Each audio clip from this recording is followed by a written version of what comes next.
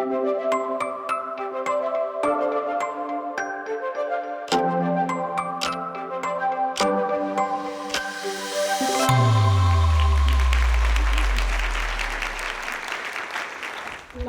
2015, the Rhodes Must Fall movement, which included protest action and the removal of the statue of British colonist Cecil John Rhodes, erupted at the University of Cape Town, where I am a faculty member.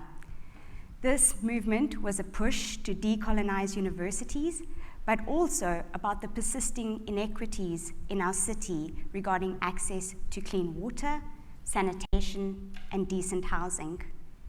As a work family scholar concerned about women's issues, this movement centered a conversation for me on socioeconomics and low-income households, making me question who has access to the rights and benefits that existed and who doesn't. And this revealed who we render invisible in our society. And at the very bottom of this hierarchy, we usually find low-income mothers. At this point, my research turned towards studying low-income mothers, particularly low-income Black mothers, because in South Africa, apartheid's history and colonialism created a racialized working class and gendered roles and responsibilities that persist. So low-income women, and particularly Black low-income mothers, carry a disproportionate care burden.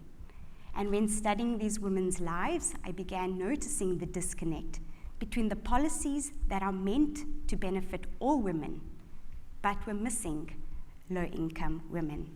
And so I had to ask the question, are low-income women not women? As low-income women's voices are not usually heard, we embarked on a photo voice project where we centered a group of low-income mothers' voices. We positioned them as the co-researchers and experts of their lived reality. This was partnered research, which began last year, but we've recently got scaled funding to continue the work for another 2 years from the IDRC. And actually this political cartoonist, Celestine Wamero, created these cartoons for us. We wanted to give these women voice, and which they have already, but we wanted to center it. And we wanted to ensure that it was their needs and their ideas of how we could improve the quality of lives that was communicated to policymakers and community leaders. So we asked them to take photographs of their struggles, their strengths, and their needs as low-income women. Individually and collectively, they analyzed their photographs, and they developed a call to action, which they communicated to community and government leaders through a series of photo voice exhibitions. From this project, we conceptualized the concept, the Motherload, and we gained several insights from this project, but in particular, that low-income women matter, and they carry the majority of the Motherload. So what is the Motherload? We define the Motherload as the highly gendered, often invisible, undervalued care work that individuals performing mothering undertake, which hinders their economic security, their safety, and their well-being. This differs from current conceptualizations and more global north framings of care work, the mental load, and cognitive labor, which tend to focus on individual level strains and at times misses the historic, social, and economic systems that create, perpetuate, and complicate these women's care burdens. Not only does the Motherload reflect the experiences of biological mothers, but of all those mothers or all those individuals doing mothering in communities and kin networks of care, which are more typical in global South contexts, such as South Africa, where only 34% of children live with both their biological parents. And the Motherload nuances the conversation on the gendered care load because it doesn't always capture the lived realities of low-income mothers. And we need to deepen our understanding of what this means. Otherwise, we risk making low-income women even more invisible and removing a sector of society that is highly deserving of policies that improve gender equality. Failure of the recognition of the motherload in society, in workplaces, and in families lets mothers down. And so I'm going to show you or tell you about 3 examples of where in South Africa we have progressive state offerings, and tell you stories alongside these that are mothers' lived realities and show a very different story. I use the mothers' illustrations or their photographs to tell their stories. So first, South Africa has a gender equitable constitution. In fact, it has one of the most progressive constitutions in the world in addressing racial and gender injustices from the past.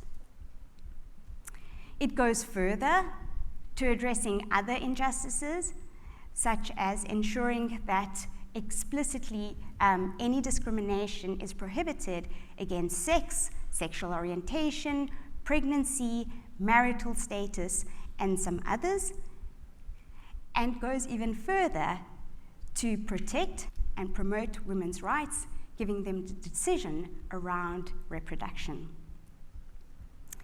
But insights from the Motherload tell us that persisting patriarchal norms exacerbate the struggles for mothers by setting up ideals of good mothering.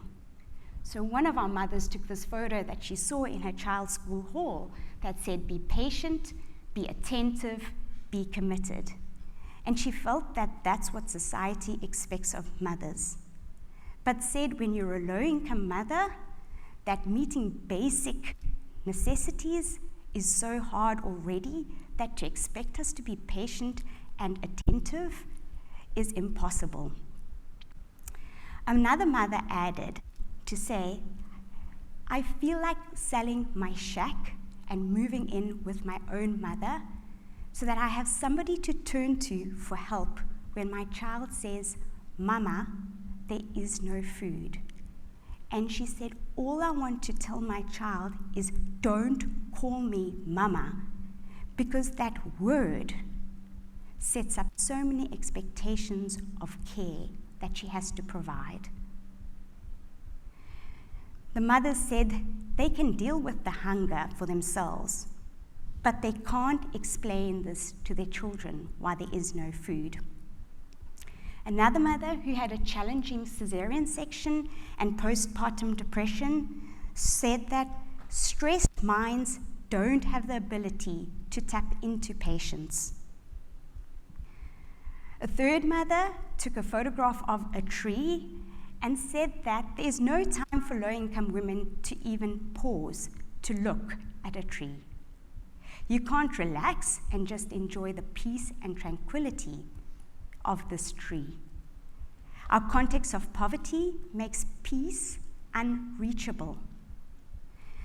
There is no rest, no peace, and no quiet for low-income mothers.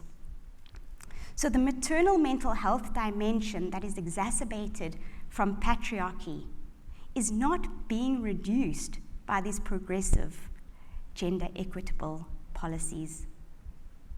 South Africa has a high investment in a social wage system. So the government offers various services such as either free or subsidized access to housing, to schooling and education, and to healthcare. And then to basic services and access to clean water and sanitation. But what we learn from the Motherload is that these women experience multiple and simultaneous failures of infrastructure on a day-to-day basis. This mother said that no nearby schools exacerbated her Motherload. These are 2 children. They are 2 and 7 years old. They live in an informal settlement on the top of a hill, and she said her 2 children have to hike down that hill every morning at 6:30 a.m. They then reach a very busy road. You can see it just in the far back. And then they have to walk a long distance on that road to get to school. Not only is that long road dangerous in terms of the cars, because a mother told us a story of how one child was knocked down by a bus, but also the older children bully the younger children on the way to school. So this mother said each and every day that her child comes back from school, she's able to breathe. At this particular informal settlement, their struggles are exacerbated by poor sanitation. So you'll see a communal toilet in the picture. And this toilet doesn't always get cleaned. Sometimes for up to 2 months, it doesn't get cleaned. And then when they finally come through, in terms of the sanitation services, they throw chemicals around, which is again dangerous for the children. The third story is that this community has access to a mobile clinic that comes once a week. The mobile clinic, however, is on the other end of a dangerous forest. And I say dangerous because women have said that by walking through the forest, they expose themselves to gang violence or sexual assault. So they have to pay somebody to accompany them to the forest or through the forest to get to the clinic, only to be told that whatever they've come there for, whether it be infant vaccinations, medication, or contraception, that the clinic is out of stock. And so they have to either travel to a private pharmacy or go to a closest public hospital or come back next week, incurring further costs. When these women appear at these hospitals, which are meant to provide free access, they tell us that they are dismissed or that they're treated with very little dignity, and that you have to be dramatic if you want to receive any attention. So a mother who took a baby to the hospital and is waiting hours and didn't receive any attention told us that she put her baby on the floor and started screaming just to get some attention. So these seemingly free services of investments in a social wage system don't meet low-income women's needs, and they incur hidden dangers and hidden extra costs. And third, South Africa has strong labor protection laws, regulations on minimum wages, working conditions, and employee rights, because even domestic workers are included in these regulations since they were incorporated into the formal economy in 1997. In South Africa, being concerned with their high unemployment rate at 33%, has launched an initiative called the Expanded Public Works Program, which offers temporary work and skills training. And you know what I'm going to say next. But insights from the Motherload tell us that the enforcement of these laws are weak when it comes to low-income women as employees. And initiatives that are aimed to improve employment are hostile to childcare needs and material conditions of poverty. They are also weather dependent because these jobs include, for example, picking up litter from the side of the street.